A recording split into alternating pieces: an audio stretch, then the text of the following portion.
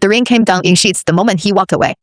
I stood on the curb, watching the black sedan pull out of the parking lot, my ex-boyfriend's words still ringing in my ears. Julian had been breaking up with me for the past 20 minutes, and I'd been listening to him the way I'd listened to him for 3 years quietly, patiently, hoping he'd change his mind. He didn't. He found someone else. Someone who looked like the girl he actually wanted all along. The one who moved away years ago, the one whose face he'd been chasing in every woman he ever dated. Including me. I knew that now. I'd always known it, really. But knowing something and accepting it are two different things. The rain soaked through my jacket, plastering my hair to my face, and I was too tired to care. I'd been too tired for months. My family had lost everything last year: the house, the cars, the lifestyle I'd taken for granted. My father's stroke had drained what little savings we had left. I was working 3 jobs to keep us afloat. And Julian, the man I'd sacrificed everything for, had decided I wasn't worth the effort anymore. I was about to start walking when headlights cut through the rain. A familiar car pulled up to the curb. I knew that car. I'd ridden in it 1,000 times when I was young and stupid enough to think the world revolved around me. The window rolled down. Lucas' face appeared in the gap. Older now, sharper, the boyish softness replaced by something harder.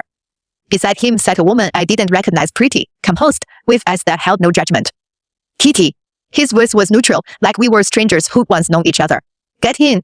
You'll catch your death out here. I wanted to say no. I wanted to be proud, to walk away with what little dignity I had left.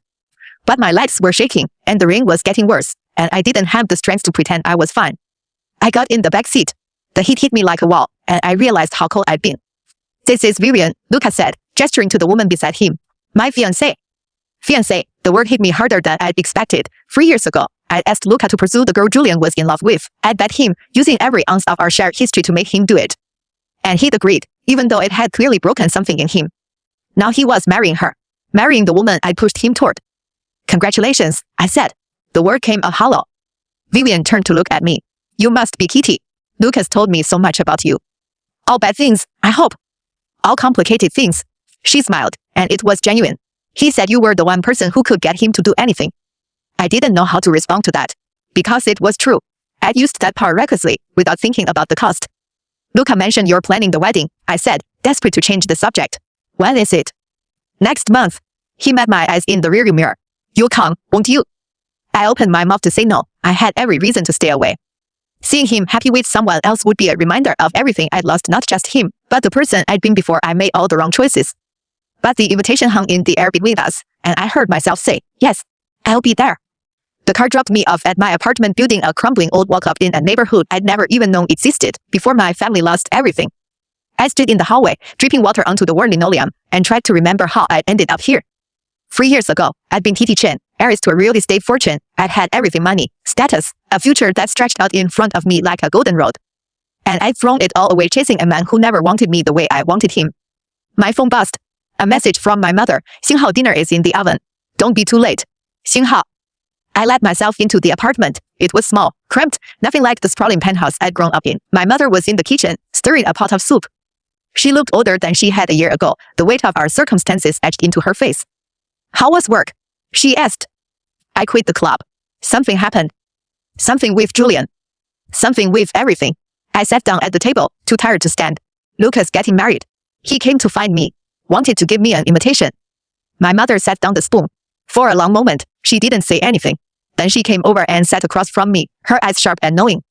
Lucas getting married, she repeated. To that girl you asked him to pursue? Yes. And how did that make you feel? I thought about it. Really thought about it. I'd expected jealousy, maybe regret. But what I felt was something else entirely, a hollow ache that had nothing to do with romance. He was always there for me, I said. Every time I messed up, he was there to fix it. And I never thanked him. I never even noticed. You noticed. You just didn't care enough to act on it. That's the same thing, isn't it? No. My mother reached across the table and took my hand. It's worse. You cared enough to use him. That's different from not caring at all. I pulled my hand away. She was right. Of course she was right. I'd spent my whole life taking things from Luca: his time, his energy, his loyalty, without ever giving anything back. And when I needed him to hurt, I'd asked him to. And he'd done it. Because he'd always done what I asked. The next day, I went back to work.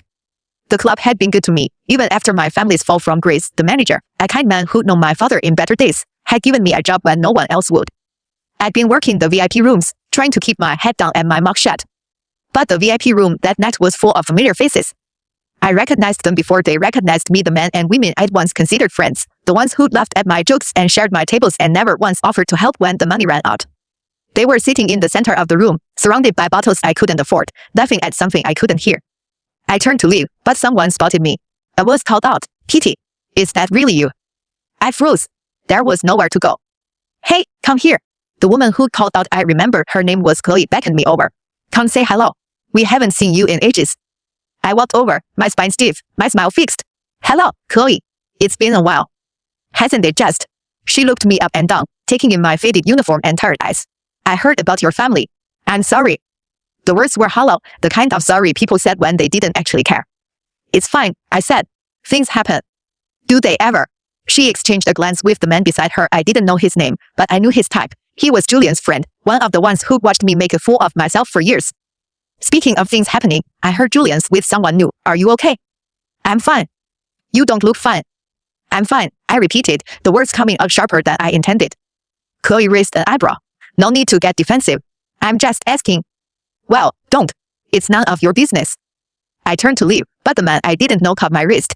His grip was too tight, his smile too knowing. "Come on, Kitty," he said. "Don't be like that. We're all friends here. Have a drink with us." "I don't drink on the job." "Then sit with us anyway. Keep us company." I tried to pull away, but his grip didn't loosen. Chloe was watching with barely concealed amusement, and the rest of the table had gone quiet, waiting to see what I'd do. This was what my life had become. A spectacle for people who'd once been my equals. A joke for people who'd once been my friends. "Let go of me," I said quietly. "Or what? You call someone." He laughed. "Who's going to come for you, Kitty? You don't have anyone anymore." The words hit like a slap. Because he was right. I didn't have anyone. I pushed everyone away, one by one, until I was the only one left. And then the door opened. Luca walked in like he owned the place. He was wearing a suit match, dark and expensive, and the room seemed to tilt toward him like he was the center of gravity. His eyes swept the room, found me, and darkened. He crossed the room in 5 quick strides. The man holding my wrist dropped it like he'd been burned. "Is there a problem?" Luca's voice was mild, but there was something underneath it, something cold and dangerous. The man laughed nervously. "No problem. Just having a conversation." It looked like more than a conversation. "Luca." I touched his arm, trying to diffuse the tension. "It's fine. I was just leaving." "Not yet." He turned to the man who grabbed me. "You had your hand on her. I saw it. I want to know why." The man opened his mouth, but no words came out. He knew who Luca was. He knew that the Chen family might have fallen, but the Cross family was still very much standing. "I was just saying hello," the man said weakly. "Then say goodbye. Now." The table scattered, chairs scraping against the floor as they scrambled to leave. Chloe shot me a look of pure venom, but I didn't care. I was too focused on Luca, on the rigid set of his shoulders, on the way his jaw was tight with barely suppressed anger. "You didn't have to do that," I said. "Yes, I did." He turned to face me. "That man shouldn't have touched you. No one should touch you without your permission." "It's fine." "It's not fine, Kitty." He was close now, close enough that I could smell his cologne, the same scent he'd worn since we were teenagers. "When you walked away from me, you told me you didn't need me.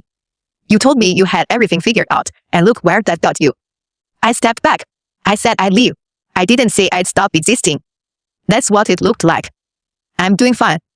"You're working in a club, wearing a uniform that costs less than my lunch, and you just let a man grab you because you don't have anyone to protect you." His voice broke on the last word. "That's not fine, Kitty. That's not fine at all." I walked out of the club without looking back. Luca caught up with me in the parking lot, his hand on my arm, his breath ragged. "I'm sorry," he said. "I didn't mean to. I just seen you like that." "It's okay." "It's not okay." He stepped back, running a hand through his hair. "I've spent 3 years trying to forget you, trying to move on. And then I see you standing there, looking like you've given up, and it's like nothing's changed. I still want to fix everything for you." "Don't," I said. "Please. I can't do this with you. Not tonight." "Then when?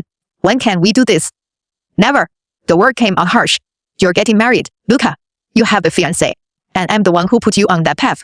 I don't get to undo it now." He stared at me for a long moment. Then he said, "You're right. I am getting married. And you're invited." I already said yes. "I know." He pulled an envelope from his jacket pocket. "But I want to give you this anyway. The official invitation." I took it. It was thick, expensive, everything a wedding invitation should be. But when I opened it, I saw something that made me pause. The date was 3 weeks away. The venue was the Cross family estate. And I realized, with a chill that had nothing to do with the ring, that Luca had been planning this for longer than I thought. "I'm not the same person I used to be," I said. Neither am I. Then why are you still trying to save me? He didn't answer. He just stood there in the rain, looking at me like I was the one who'd done the hurting, and I couldn't bear it anymore. I turned and walked away. The envelope felt heavy in my hand, heavier than paper had any right to be. I didn't open it again. I didn't need to. I already knew what it said. Xinghao, come see me make the life you gave away, Xinghao. And somewhere in the back of my mind, a voice whispered, Xinghao, he's not really over you, Xinghao. But I couldn't let myself believe that. Because if he wasn't over me, then everything I'd done, every sacrifice, every choice, every moment I pushed him away had been for nothing. I went home, put the invitation on the kitchen counter, and pretended it didn't exist. It didn't work. The invitation sat on my kitchen counter for 3 full days. I walked past it on my way to the coffee maker, pretending I didn't see it. I'd stack mail on top of it, hoping it would disappear. I'd lie awake at night and stare at the ceiling, wondering why I couldn't just throw it away. Because I knew what it was. Not just an invitation to a wedding, but a test. A question Luca was asking me without using words. Xinghao, are you still the same person who threw me away, Xinghao? And I didn't know the answer. My mother noticed it on the 4th day. What's this? She asked, picking it up before I could stop her. She opened it, scanned the contents, and her face went through 3 distinct expressions: surprise, pleasure, then something complicated I couldn't quite read. Luca's getting married, she said. To that girl. The one you. Yes, I cut her off. The one I asked him to pursue. I know. She set down the invitation carefully, like it might bite her. Are you going? I don't know. You should. She walked past me into the kitchen, her tone matter of fact. Not for him. For you. You've been hiding from your past for 3 years. It's time to face it. Face what? The fact that I ruined the best thing that ever happened to me. Yes. She turned to look at me. And then you can let go of the guilt and move on. You make it sound so simple. It is simple. She smiled, but it was sad. It's just not easy. I went to work the next day, my mind still churning. The coffee shop was my second job, quiet, predictable, the kind of place where nothing surprising ever happened. That's why I'd taken it. I needed order. I needed routine. I needed to stop thinking about Luca. He walked in at 11 o'clock. I nearly dropped the cup I was holding. He looked different from the night at the club, more relaxed, less dangerous. He was wearing a simple shirt and jeans, like he'd made an effort to look casual and failed spectacularly. 1 black coffee, he said, reaching the counter. And a croissant if you have them. I wrote down his order without looking at him. That'll be $7.50. Kitty. He didn't move. Look at me. I looked up. His eyes were the same, warm, steady, the kind of eyes that made you feel like you were the only person in the room. Can we talk? He asked. Not about the wedding. Not about the past. Just talk. I'm working. You have a break in 15 minutes. I checked. Of course he checked. He'd always been like this, thoughtful, methodical, prepared. The kind of man who'd know your schedule before you did. 15 minutes, I said. Not a second more. He smiled, and it was like watching the sun come out. We sat in the back corner of the shop, away from the other customers. He brought his coffee, untouched, and he was turning it in his hands like he was trying to figure out how to start. The wedding, he said finally. I know it's awkward. I know I shouldn't have asked you to come. Then why did you? He met my eyes. Because I wanted to see you. Because I needed to know if you still. He stopped, shaking his head. I don't know. Maybe I wanted to prove to myself that I was over it. Are you? He didn't answer. Luca. I leaned forward. You're marrying Miriam. You're building a life with her. Whatever you think you still feel for me, it's not real. It's just unfinished business. Is that what you think? It's what I know. I made a choice, Luca. You and I both know I made the wrong one. But you can't spend the rest of your life waiting for me to fix it. He looked at me for a long moment. Then he said, Vivian knows. About us. What? She knows everything, the childhood, the feelings, the reason we're getting married. He laughed, but it was hollow. She's the most understanding woman I've ever met, too understanding, sometimes. She told me to come see you, said I'd never move on if I didn't get closure. You're moving on by marrying her. I'm moving on by making peace with the past. He reached across the table, his fingers brushing mine. I need to know that you're okay. I need to know that you're not still drowning. And I need to know. He hesitated. I need to know if you regret it. I didn't pull my hand away. I regret everything, I said. Not because I wanted you back. Because I treated you like an object. Like you were a tool I could use and discard. And you deserve better. He was quiet for a moment. Then he said, I would have done anything for you. I did do anything for you. And I'd do it again. Don't say that. Why not? It's true. Because it makes me feel worse. He laughed again, this time with more warmth. You always did have a talent for making me feel guilty. I pulled my hand back. I'm not trying to guilt you. I'm trying to be honest. For once. Then be honest with me now. His voice softened. Are you going to come to the wedding? I thought about it, about all the reasons to stay away, the shame, the awkwardness, the memory of everything I'd thrown away. And then I thought about the look on his face when he'd given me that invitation, the hope he was trying so hard to hide. Yes, I said, I'll come, but I'm not staying long. Then I'll take what I can get. That night, I told my mother. She didn't say I told you so, which I appreciated. She just nodded, like she expected it, and went back to her book. You're going to need a dress, she said after a long silence. I have dresses. Not ones that fit the occasion. Luca's wedding will be formal. You'll need something appropriate. I'll find something.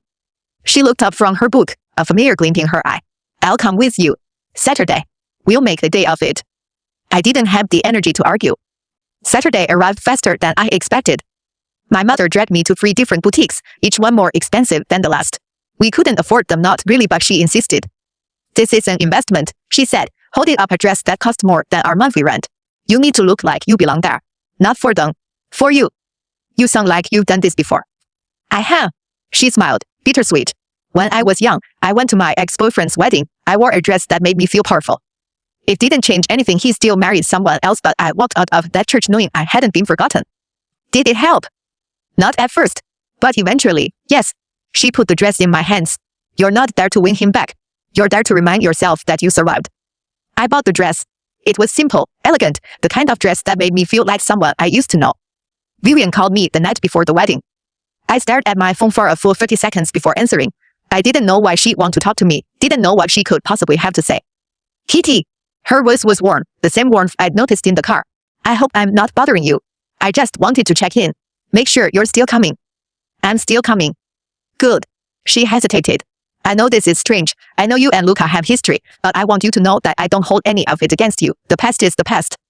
What matters is what we do with the future. You're very generous. I'm not generous. I'm pragmatic. She laughed. I don't get jealous of people's pasts.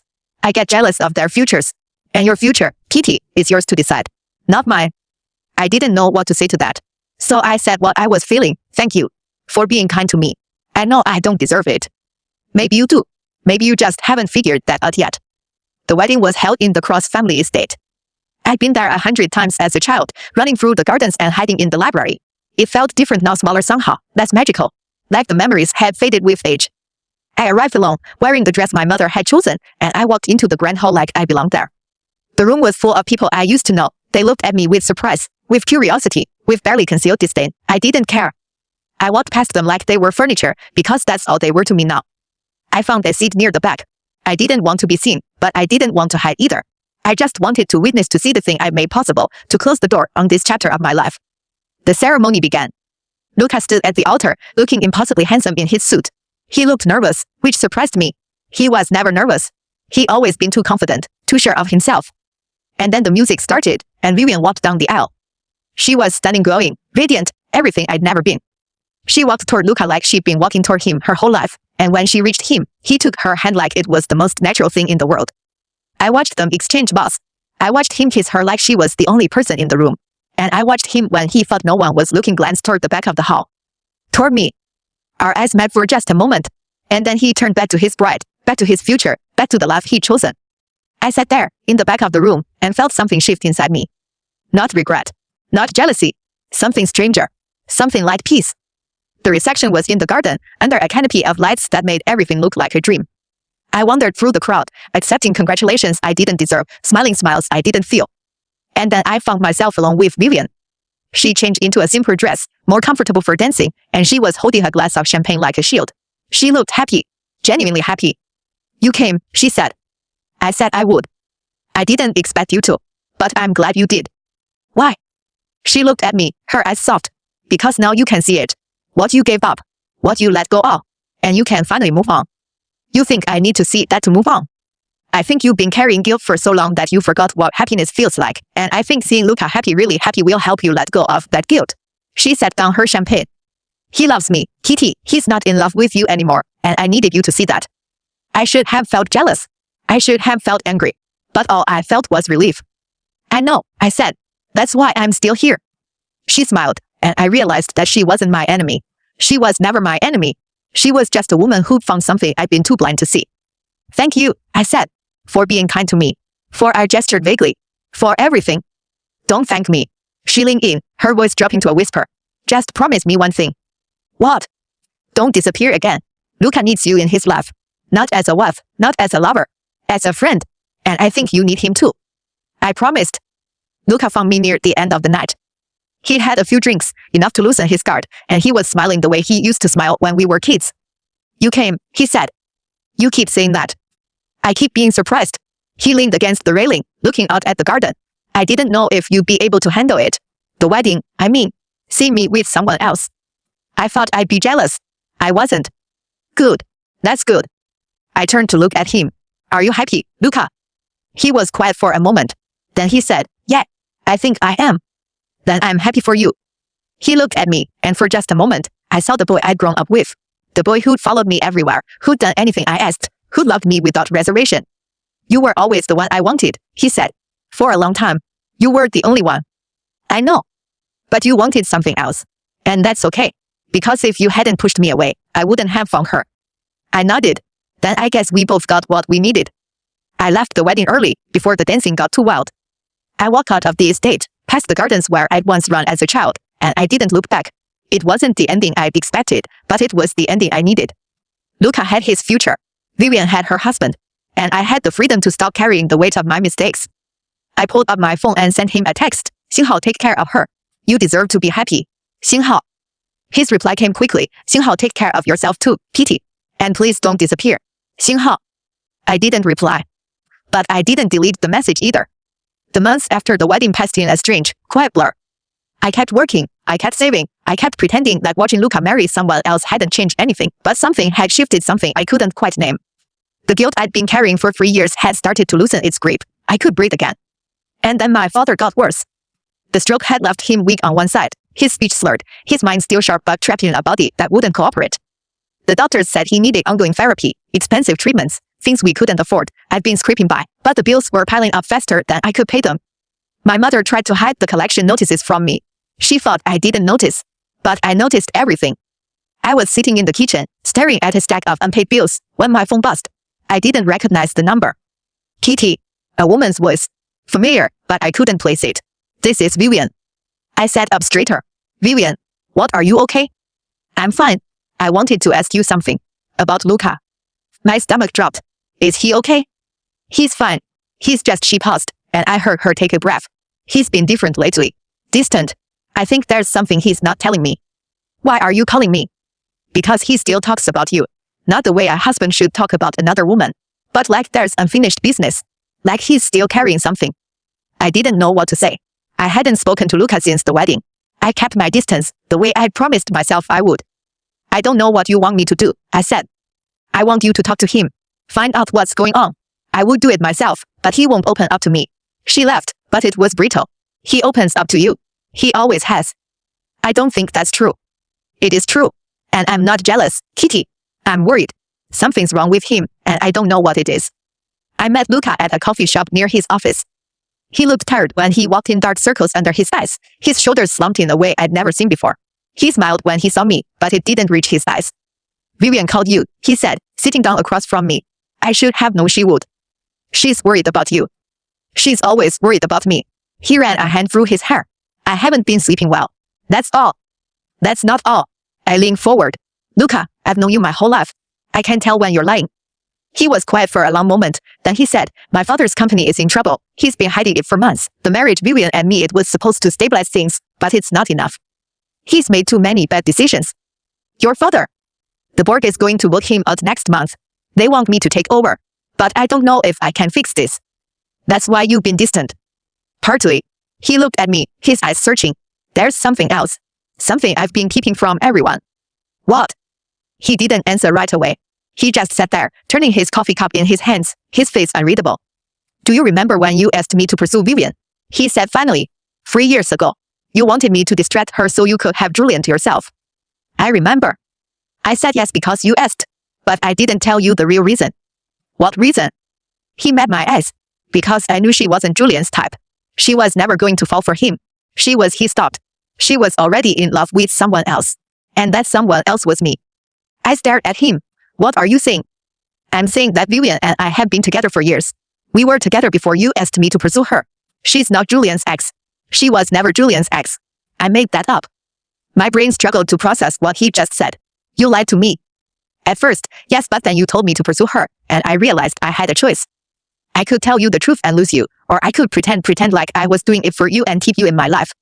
But you stopped seeing her. You told me you stopped. Because you asked me to. His voice was raw.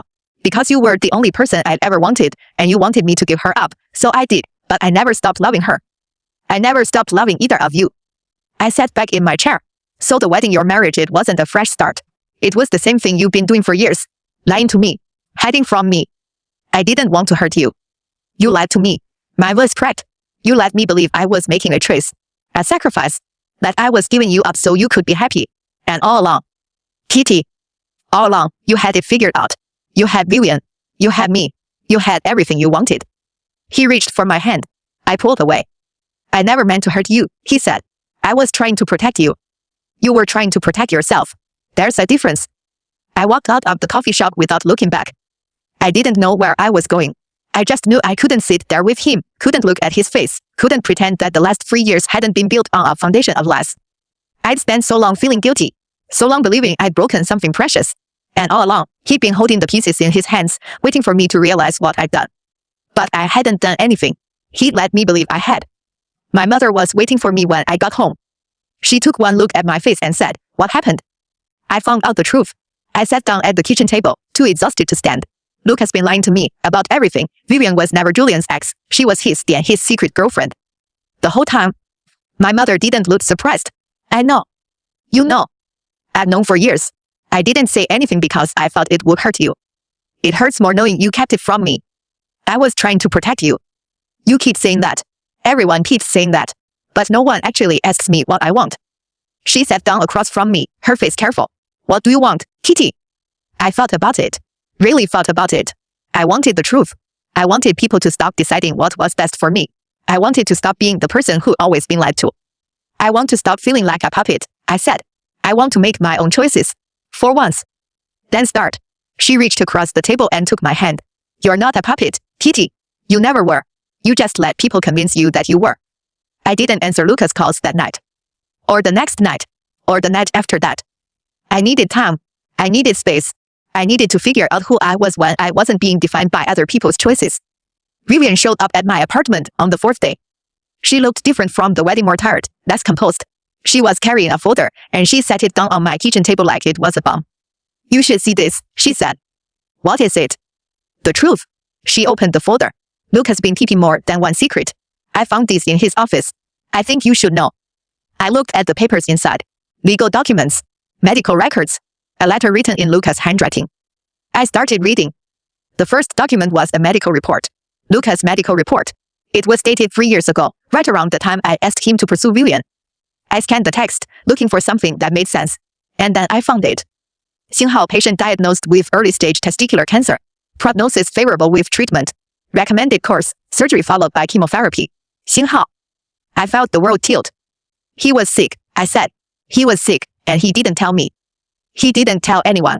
Vivian's voice was quiet. Not even me. I found out 6 months after the wedding.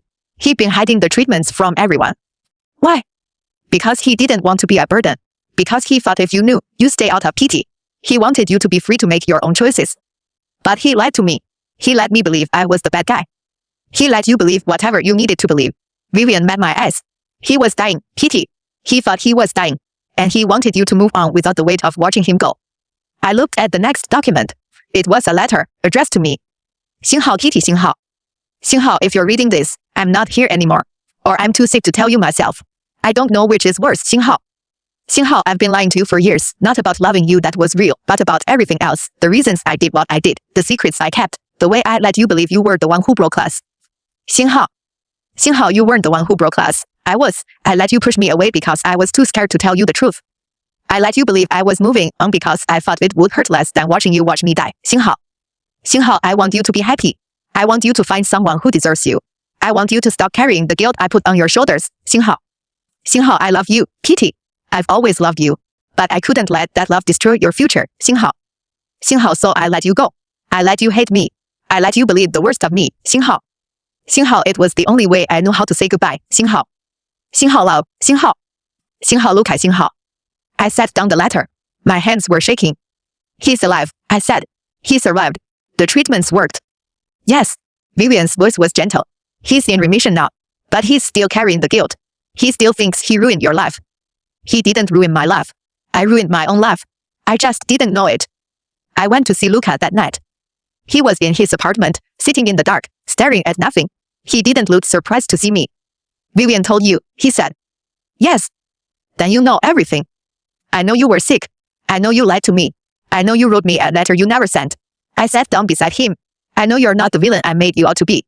He laughed, but it was hollow. I am a villain. I lied to you. I manipulated you. I let you carry guilt that wasn't yours. Because you were trying to protect me. That doesn't make it right. No. I reached for his hand. It doesn't. But it makes it understandable. He looked at me, his eyes shining. I'm sorry, he said. I'm so sorry, Kitty. I know. I squeezed his hand.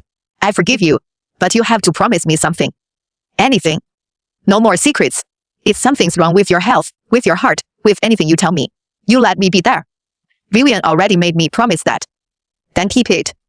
He smiled, and for the first time in months, it reached his eyes. I will. I promise. I didn't know what the future held. I didn't know if Luca and I could ever be friends without the weight of our past. I didn't know if Vivian would ever truly trust me. I didn't know if I could trust myself. But I knew one thing. I was done carrying guilt that wasn't mine. I was done being a puppet. I was done letting other people decide what I deserved. I was going to choose my own path, even if I didn't know where it led. And for the first time in years, that felt like enough. The months after Luca's confession were strange and quiet. I didn't see him much. We talked on the phone, sometimes brief conversations about nothing important, about the weather and work and the small, ordinary things that had never been part of our relationship before. It was strange, being friends with someone I once loved so desperately, but it was also freeing. Vivian called me every few weeks, checking in, making sure I was okay. I never knew what to make of her, this woman who'd been kind to me when she had every reason to be cruel, who shared her husband's secrets with me because she thought I deserved to know the truth. You're a better person than I am, I told her once. No, I'm not. She laughed. I just don't believe in wasting energy on jealousy.